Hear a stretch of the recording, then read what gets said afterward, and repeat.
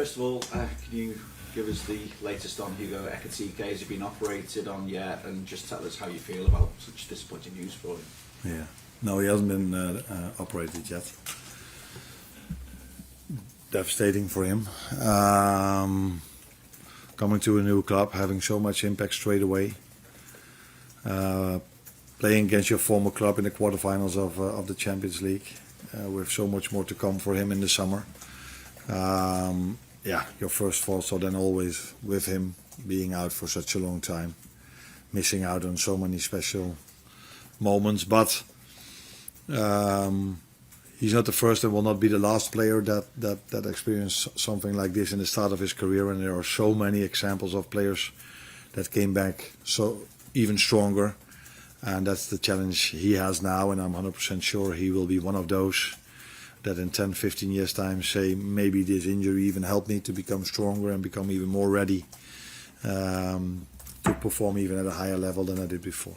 After PSG, we spoke briefly about the potential in this squad, how far it can go, but how much work do you feel needs to be done by yourself, by Richard Hughes in the summer to make it even more competitive? And how big a churn of players do you think you're facing, taking into account the fact that you're already losing Mo and Andy Robertson? Yeah. No, I think for the people who watch the Paris Saint-Germain game, they depends by the way on which game you're watching. But if you're watching the home game, I think it's fair to say for me that the future does look bright and that we were able to have more ball possession than them, to generate 21 shots, to have a high XG against the team that is used to the fact that they dominate ball possession. Even if you take into account that Hugo had to go off after 30 minutes, something like that. Alex had to go off at halftime. So if you would see them playing over 90 minutes, being in their best shape, then this team has already shown, as they did in so many other moments, that they can compete with the best in Europe. So we've beaten here at home the other three other quarterfinalists with Atletico, Real Madrid, and Arsenal. So that tells you that this is already a very strong team. But it takes some changes because of what you just said with Robbo and Mo leaving. But yeah, as I said many times, future looks bright for us. Are you thinking that you need 4, 5, 6 players? I don't think in numbers. I don't think in numbers. Just areas. In areas in which players we already know that they're going to leave, and let's see what happens in the summer. You know, we are a trading club, so let's first see what's actually going to happen in the summer, and then we also know better what we need to bring in. Last season you had to deal with the last Merseyside derby at Goodison Park. This is the first Merseyside derby at the new stadium. So do you see a similarity in their motivation, and is your motivation no more slip-ups, having really strengthened your position last week in terms of qualifying for next season's Champions League? I think both it's always a very special game, and it doesn't matter if it's the 60th game being played in the stadium, but if it's the last one being played in the stadium and the first one, that always makes it probably even more special, if that's even possible. So and of course they are in a very good place at the moment, so it's always special, but maybe you can add 1 or 2% to it because it's now the first, and last season it was the last, but it will always be a very special game for them, but definitely also for us. Your motivation? Just no more slip-ups in terms of... Because you really, last week, that victory of the Fulham really strengthened your position in terms of the top 5 now. Yeah, but that's what I said, I think, already 5, 6, 7 weeks ago. That is always the aim. We didn't want to lose against City away. We didn't want to lose against Paris Saint-Germain. But and I think... that is always the aim. If you go into games, you never want slip-ups, so you want to perform in the best possible way possible. Best possible way possible. It's a bit of a possible. I think I know what you meant. Possibly. Is this exactly the right kind of game for you? Given the disappointments of midweek, to then come into a Merseyside derby, it's an opportunity for your players to really show some character and come out fighting. Yeah. But they showed a lot of character against Paris Saint-Germain as well, because being the better team against Paris Saint-Germain is very, very, very complicated, let alone if you have to play 3 games in 7 days and you face an opponent that only had to play 2. So they were very well rested, and if I saw that a lot of my players broke records in terms of physical output, that tells you how strong they are and how ready they are, and that will not be no different for the game on Sunday. And in terms of it being a new ground, Goodison Park always had a very special atmosphere when it came to derbies. It really affected players. It occasionally affected managers sometimes as well. But going in with a bigger crowd and it being new, have you got different expectations as to how this might be? The crowd didn't affect me last season. The referee decisions affected me last season. And then your other question was? Do you have different expectations about how this might be in terms of the atmosphere and how it might affect players? No, I don't know, because last season was my first Merseyside derby in that stadium. So if we would have played in the same stadium, I probably could know what to expect. But I don't think a stadium is loud. It's usually the fans that are loud. So how much of a difference it will be, I can tell you after the weekend. But I think their fans will be loud, as our fans will be loud as well. And so yeah, I think it's not the stadium on itself that makes the difference. Usually, it's always the players that make the difference, and the fans can have an impact to help the players out. That's for sure. Hi Anna. We've spoken a lot about Alexander Isak recently, but given the injury now to Hugo Ekitike, how confident are you that he's sort of ready for the intensity and maybe more responsibility that might fall his way between now and the end of the season? Yeah, first of all, it's at least a good thing that we've signed 2 number 9s, because there were a lot of people who were debating why we signed 2 number 9s. Now, we thought maybe it's a smart idea not to be the only club in the world that only has 1 number 9, so that's why we signed 2. And now all of a sudden that looks maybe quite good, and maybe I don't know, people are questioning now if we should sign in the summer another number 9, because he was talking about 5, 6, 7 or 8 already.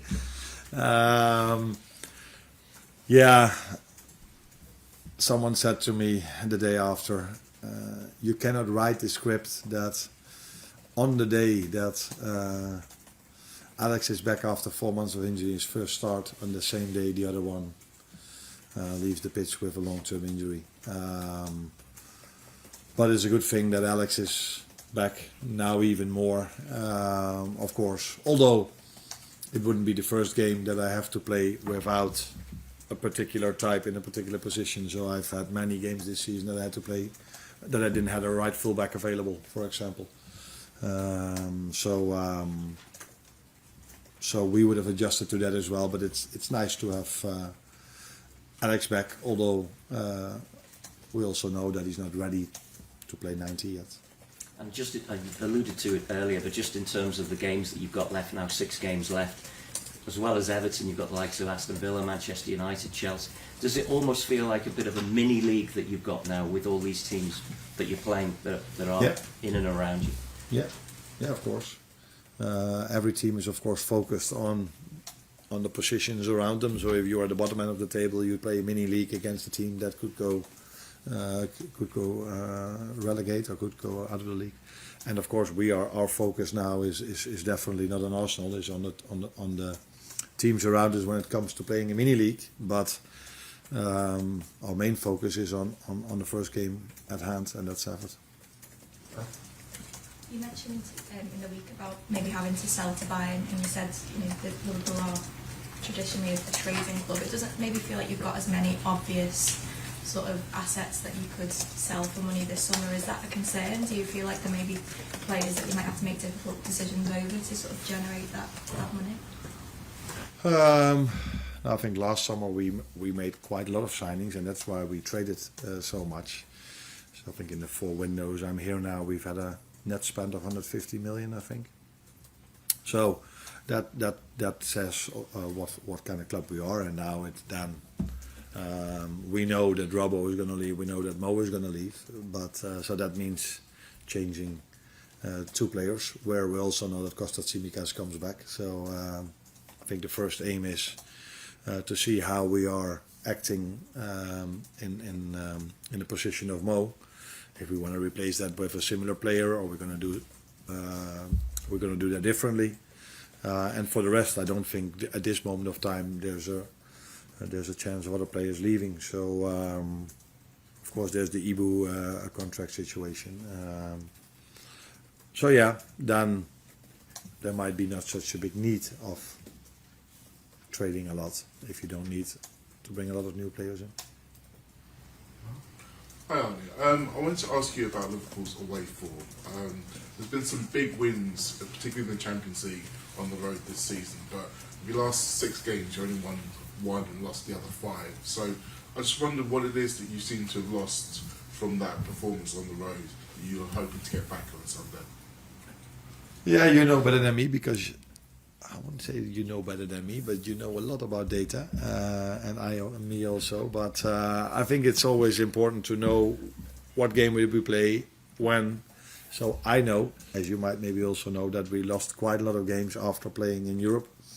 And usually, as we also know, that we play on Wednesday night in Europe an away game and or a home game, and then we play the 12:30 kickoff on Saturday. So that has proven to impact any team in the world, and it has probably impacted our results in away games after playing in Europe also. I don't know if all 6 of them you are mentioning all been played after a midweek game, but I think quite a lot of them were.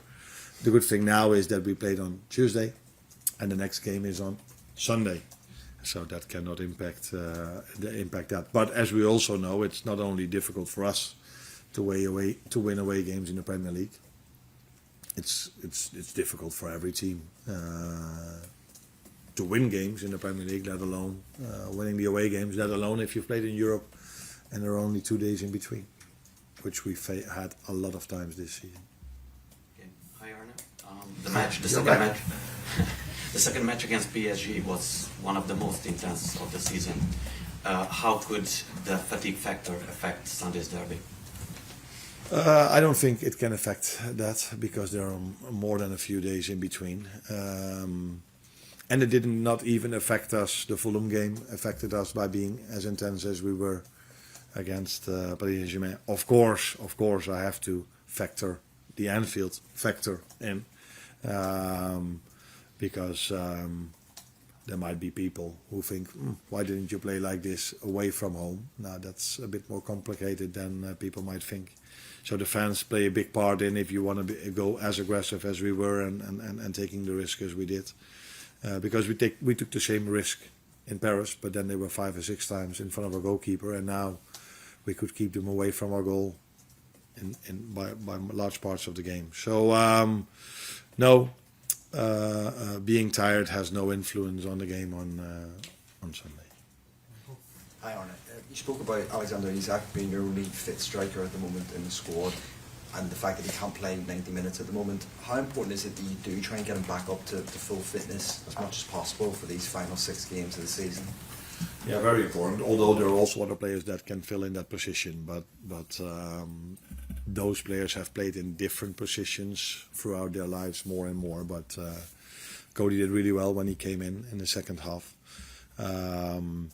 Of course, it's important, but it would have been even nicer. But yeah, you don't get it like that. It would have been even the best thing was that Hugo was still fit. But if he wasn't, then if this would have happened, then 2 or 3 weeks later would have even been better because Alex is not ready for 90 yet. Depending on the intensity of the game, by the way, because you never know how a game is going to work out. But he's getting closer and closer, and now we need him. But there are different options to play as a 9 as well. Federico Chiesa is also one of them. So there are different options, but it's definitely good to have Alex back now. Now Hugo is injured. Is Joe Gomez fit for Sunday? No. Arne, you've said this season that one of the biggest challenges you've faced is kind of managing your squad through kind of an intense schedule. Obviously that's going to ease now because you've only got the Premier League to focus on. Do you think we're going to see better performances as a result of that? More time in the training ground, obviously less intensity for the players? Yeah. I think we've seen this season a lot of good performances, but we've also seen a lot of inconsistency in the performances, and that was, in my opinion, mainly due to the fact that we had to play so many amount of games with almost all the time the same players. If you look at if you look at the 15, 20, 25 players that have made the most minutes this season, I think a lot of them that are in that list are from us.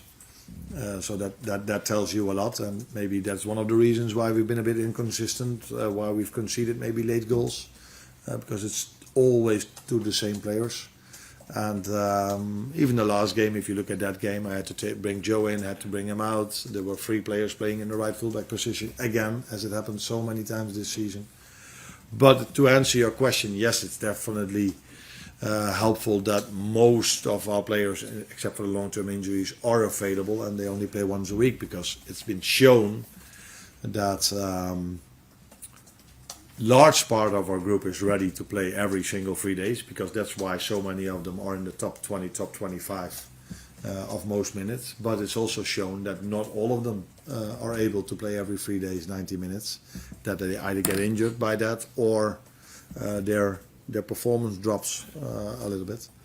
And that's maybe from that perspective it's a good thing that we are not playing in Europe anymore, but I would have definitely preferred to play in Europe, because that also gives energy to the group if you go to the semi-final of the Champions League. So I don't see it as a positive thing that we're out, but it is the reality, so we face the reality, and indeed we have a bit more training time now than we've had till now. Just check where James Anders on. Obviously came off from his return for the 21s Man City. Do you think it's unlikely that he might be able to feature the first team and you'll look for the next season with him? Jaden? Yeah. No, the good thing for him is that he's been out for such a long time, and he's now getting back with the under 21s, getting some playing time. But I think there's still a large step to be made if you have not even played 90 minutes at the under 21, let alone then play a Premier League game. So, but the first thing that comes to my mind is that he's worked so hard, because I know this, because I see him around over here a lot, to be where he is now, and he's been also so unlucky to be out for such a long time. So I really like him to be back. But reality is not that he's not on the bench for us this weekend.